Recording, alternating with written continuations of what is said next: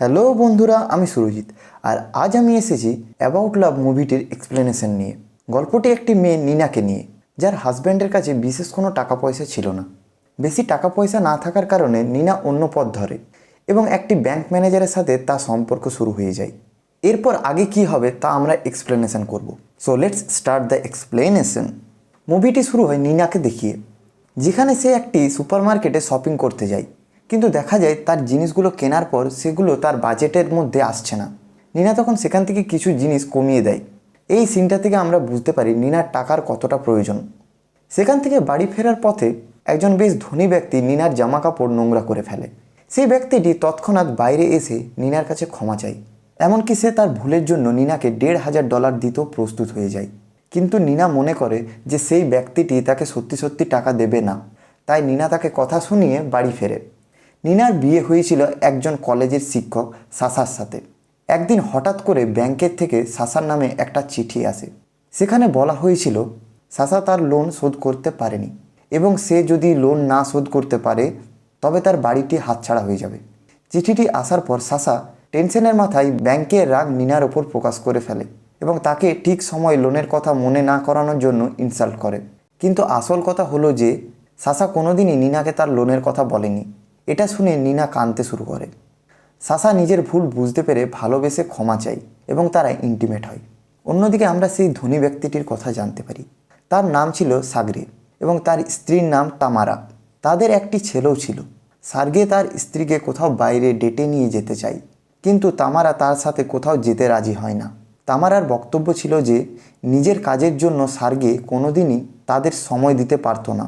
এই কারণে তাদের ঝগড়া শুরু হয়ে যায়। পরের দিন সাসাকে দেখা যায় কলেজের ক্লাসরুমে ক্লাস নিতে। নিনাকেও দেখা যায় সেখানে ক্লাস করতে।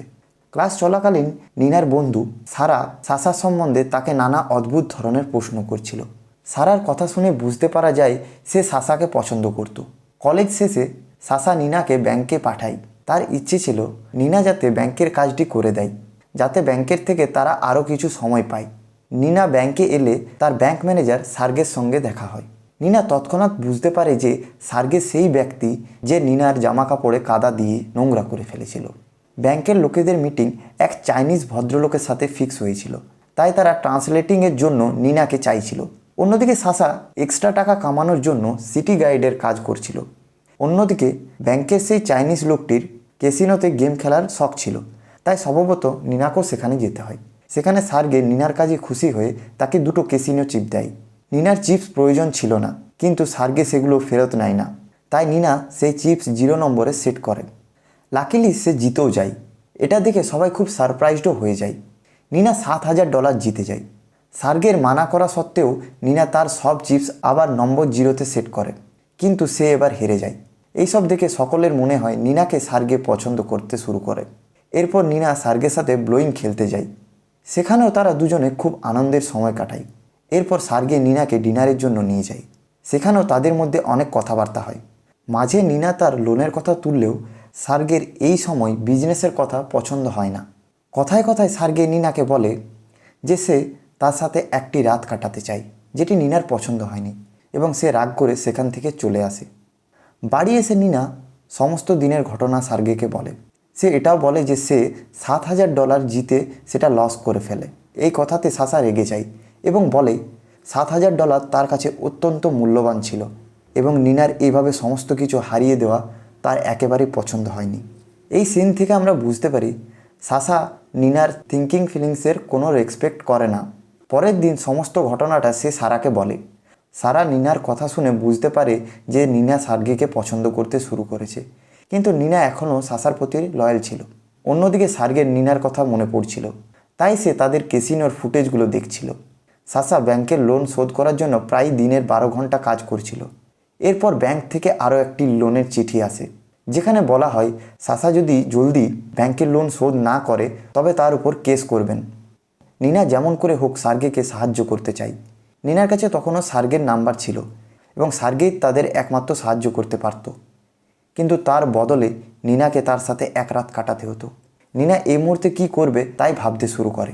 শেষ পর্যন্ত সে সার্গেকে ফোন করে এবং পরের দিন তার সাথে দেখা করতে যায়। সার্গে নিনার লোনের সমস্যা বুঝে 3 মাস সময় বাড়িয়ে দেয়।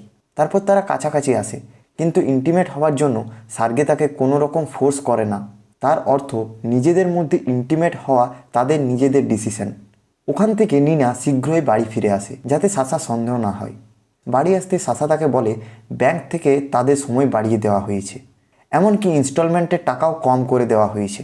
এটা শুনে নিনার কোনো রকম প্রতিক্রিয়া আসে না, কারণ সে ওই মুহূর্তে ভাবছিল যে সার্গের সাথে সে সম্পর্কে জড়িয়ে ঠিক করেছে কি ভুল।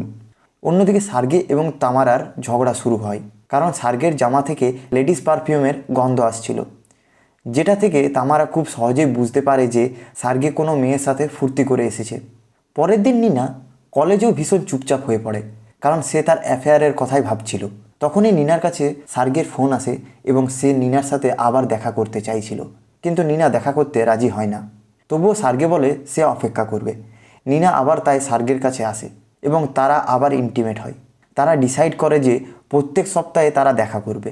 পরের সপ্তাহে নিনা সার্গের সঙ্গে দেখা করতে এলেও সার্গে সেখানে অনুপস্থিত ছিল। এইভাবে কয়েক সপ্তাহ কেটে যায়, কিন্তু তাদের দেখা হয় না।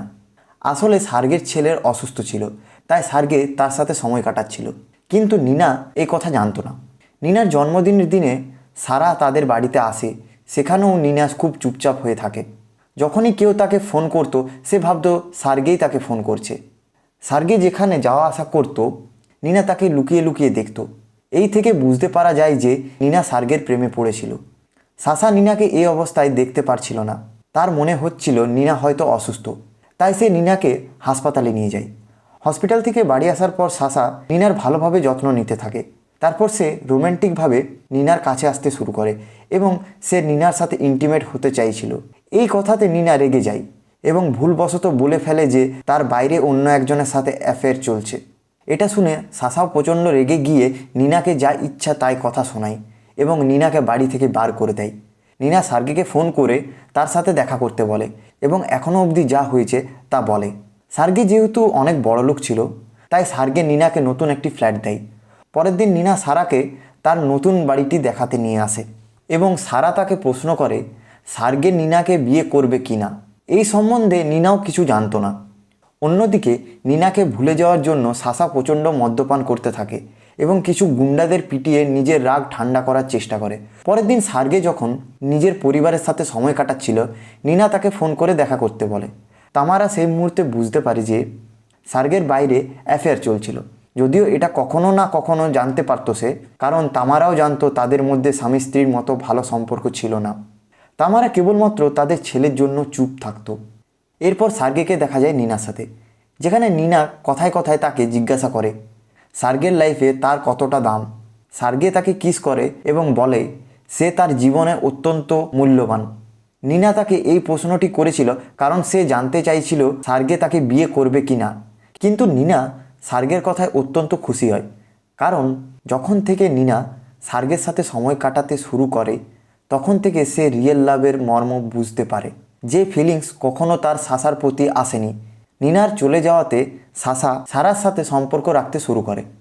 নিনার চলে যাওয়াতে সারার রাস্তা ক্লিয়ার হয়ে যায়, কারণ প্রথমেই দেখা গিয়েছিল সারা সাসাকে পছন্দ করে। নিনা যেহেতু এখনও সাসার লেকচার অ্যাটেন্ড করছিল, তাই কলেজে সবাই সাসাকে নিয়ে ঠাট্টা করছিল, কারণ কলেজে সবাই জানতো তাদের দুজনের মধ্যে কী ঘটেছিল। তাই সাসা চাইছিল নিনা তার জীবন থেকে চিরদিনের মতো যেন দূরে সরে যায়। নিনা সার্গেকে কল করে তার কাছে ডাকতে চাইছিল, কিন্তু সার্গে তার কল রিসিভ করে না। রাত্রে নিনার বাড়ির বেল বেজে ওঠে এবং নিনা ভাবে সার্গে এসেছে, তাই সে এক্সাইটেড হয়ে দরজা খুলতে যায়। কিন্তু দেখা যায় সেখানে সাসা এসেছিল। সাসা নিনাকে বোঝায় যে সার্গে নিনাকে ধনসম্পদ দিতে পারে, কিন্তু ভালোবাসা পারবে না। নিনা এই কথার উত্তরে বলে যে সার্গে তাকে ভালো না বাসলেও নিনা তাকে সত্যিই ভালোবাসে। এটা শুনে সাসা রেগে গিয়ে নিনাকে রেপ করে। এরপর নিনা সার্গেকে ফোন করে বাড়ি আসতে বলে এবং যা ঘটেছে তাই বলে। সে সার্গেকে এটাও জানায় যে সে প্রেগনেন্ট, কিন্তু নিনা দুজনের মধ্যে কার বাচ্চার মা হতে চলেছে এটা জানা যায়নি।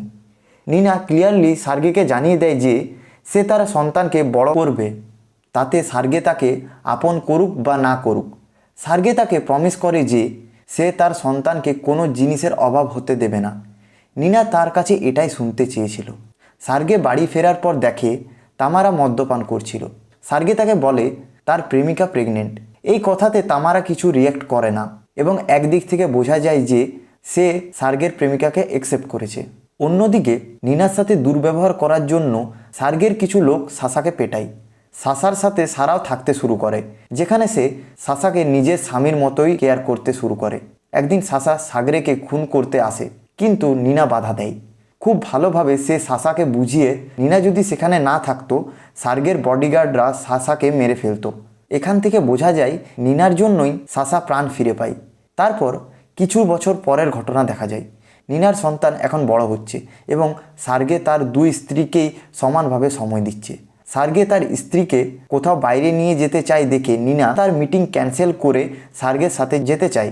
এরকম সিন আমরা প্রথমে দেখতে পাই, যেখানে সার্গে তার প্রথম স্ত্রীকে বাইরে নিয়ে যেতে চেয়েছিল কিন্তু সে যায়নি। অপরদিকে নিনা যেতে রাজি হয়। অপরদিকে আমরা দেখতে পাই যেখানে নিনা এবং সার্গে সময় কাটাতে যায়, সেখানে তারা সাসাকেও দেখতে পায়। সাসা তখনও নিনাকে ঠিক আগের মতোই ভালোবাসে এবং সে এটাই চাইছিল নিনা যেন তার কাছে ফিরে আসে, কিন্তু নিনা তার কাছে ফিরে যেতে না করে। সে প্রথমে নিনাকে রেসপেক্ট করতো না।